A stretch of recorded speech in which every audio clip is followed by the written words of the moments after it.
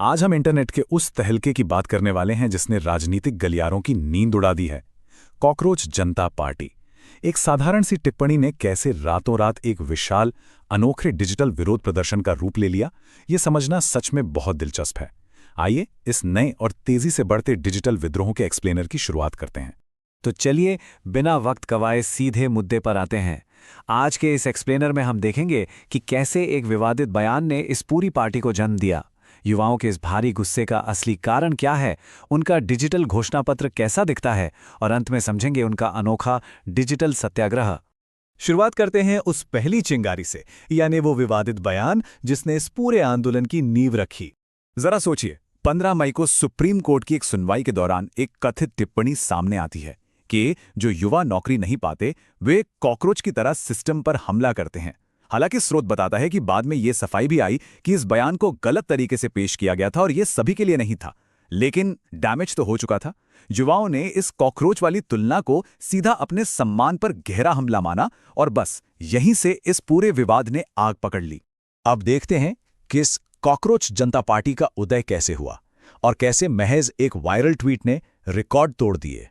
देखिए, ये टाइमलाइन कितनी दिलचस्प है। 15 मई की उस सुनवाई के ठीक बाद अमेरिका में बैठे 30 साल के एक public relations graduate Abhijit Dipke ने बस यूं ही एक मजाकिया ट्वीट कर दिया कि क्या हो अगर सारे कॉकरोच एक साथ आ जाएं।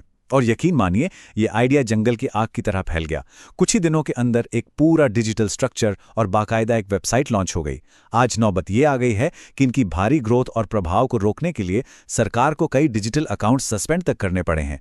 इंटरनेट पर एक छोटा सा मजाक कब एक बड़ी आंधी बन जाए, ये इसका सबसे बेहतरीन उदाहरण है। जरा इस डेटा पर गौर कीजिए, ये आंकड़े सच में हैरान करने वाले हैं। स्रोत के अनुसार इस डिजिटल पार्टी के इंस्टाग्राम फॉलोअर्स 15 मिलियन का आंकड़ा पार कर चुके हैं। वहीं भारत की सत्ताधारी पार्टी बीजेपी के फॉलोअर्स करीब 8 मिलियन हैं। जरा सोचिए, बिना किसी जमीनी कार्यकर्ता या दफ्तर के महज एक डिजिटल पहचान के दम पर इतना विशाल समर्थन जुटा लेना कोई छोटी बात नहीं है। लेकिन असल सवाल ये है कि आखिर युवाओं में इतना भयंकर आक्रोश है क्यों? आइए व्यवस्था से जुड़ी उन असली शिकायतों को समझते हैं। स्क्रीन पर दिख रहा है ये नंबर, देखिए 60। ये सिर्फ एक संख्या नहीं है। स्रोत के अनुसार ये पिछले 7 सालों में नीट और अन्य परीक्षाओं के पेपर लीक होने की रिपोर्टेड घटनाओं का आंकड़ा है। ये सीधा सीधा युवाओं की आर्थिक लाचारी, उनके टूटते सपनों और ढहते शिक्षा तंत्र की कहानी बयां करता है। जब मेहनत करने वालों को लगता है कि सिस्टम पूरी तरह से भ्रष्ट हो चुका है और उनका कोई भविष्य नहीं है, तो वही गहरी निराशा इस तरह के भयंकर गुस्से में बदल जाती है। और एक बहुत ही दिलचस्प बात यह है कि ये गुस्सा सिर्फ एक तरफा नहीं है। ये आंदोलन सत्ता पक्ष और विपक्ष दोनों को बराबर आड़े हाथों ले रहा है। एक तरफ सत्ताधारी पार्टी पर बेरोजगारी, पेपर लीक, मीडिया को कंट्रोल करने और विरोध को दबाने के तीखे आरोप हैं, तो वहीं दूसरी तरफ विपक्ष को भी नहीं बख्शा गया है। उन पर विजन की कमी, युवाओं से पूरी तरह कटे होने और मौकापरस्त राजनीति करने के आरोप लगाए गए हैं। साफ है, युवा किसी एक राजनीतिक दल से नहीं बल्कि पूरे सिस्टम की समग्र विफलता से खुद को ठगा हुआ महसूस कर रहे हैं। अब इस बेतरतीब गुस्से ने एक बहुत ही व्यवस्थित रूप ले लिया है। नजर डालते हैं इनके डिजिटल घोषणापत्र और उसकी ठोस मांगों पर। ये कोई हवाई बातें नहीं कर रहे हैं। इनकी मांगें बेहद स्पष्ट और कड़क हैं। संस्थापकों ने मुख्य रूप से 5 बातें रखी हैं। पहला, रिटायरमेंट के बाद मुख्य न्यायाधीश या चुनाव आयुक्तों को कोई सरकारी पद या राज्यसभा सीट बिल्कुल नहीं मिलनी चाहिए। दूसरा, अगर किसी वैध वोटर का नाम कटता है तो उसे सीधा आतंकवाद मानकर यूएपीए कानून के तहत कार्रवाई हो। तीसरा, महिलाओं को 50% आरक्षण और दल बदल करने वाले नेताओं पर 20 साल का कड़ा बैन। चौथा, पेपर लीक मामले पर मौजूदा शिक्षा मंत्री का इस्तीफा।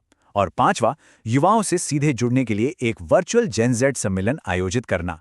ये मांगे साफ दिखाती हैं कि ये लोग सिर्फ कॉस्मेटिक नहीं बल्कि एक बहुत ही ठोस बदलाव चाहते हैं।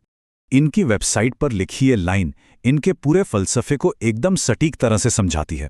इसमें लिखा है, हम यहाँ जोर से, बार बार और लिखित में ये पूछने आए हैं कि पैसा कहाँ गया। मतलब इस पूरे मूवमेंट का मकसद कोई नई राजनीतिक दुकान खोलना या अपनी ब्रांडिंग करना बिल्कुल नहीं है। इसका मूल उद्देश्य है बेसिक लोकतांत्रिक जवाबदेही तय करना। ये सीधे सिस्टम की आंखों में आंखें डालकर सवाल पूछने का एक जबरदस्त माध्यम बन गया है। तो अब आगे का रास्ता क्या है? आइए समझते हैं इनके डिजिटल सत्याग्रह को और देखते हैं कि बिना चेहरे वाला ये आंदोलन भारी दबाव के बावजूद आखिर सरवाइव कैसे करता है। खुद को इंटरनेट से मिटने से बचाने के लिए इन्होंने एक गज़ब की रणनीति अपनाई है, जिसे विकेंद्रीकृत मोज़ेक सिस्टम कहा जाता है। स्रोत इसकी तुलना ईरान के विरोध प्रदर्शनों से करता है।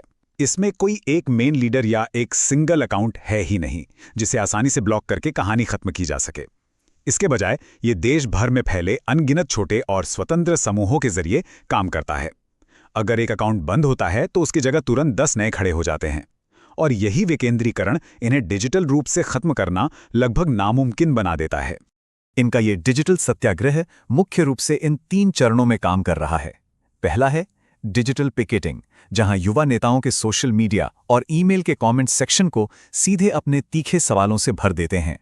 दूसरा है डिजिटल असहयोग, मतलब नेताओं के झूठे वादों और नैरेटिव को सिरे से खारिज करके उनका साथ छोड़ देना। और तीसरा है असली डिजिटल सत्याग्रह, जिसके तहत ये इंटरनेट के हर कोने में मंत्रियों के असली रिपोर्ट कार्ड और उनकी विफलताओं को वायरल कर रहे हैं, ताकि सच्चाई सबके सामने आ सके।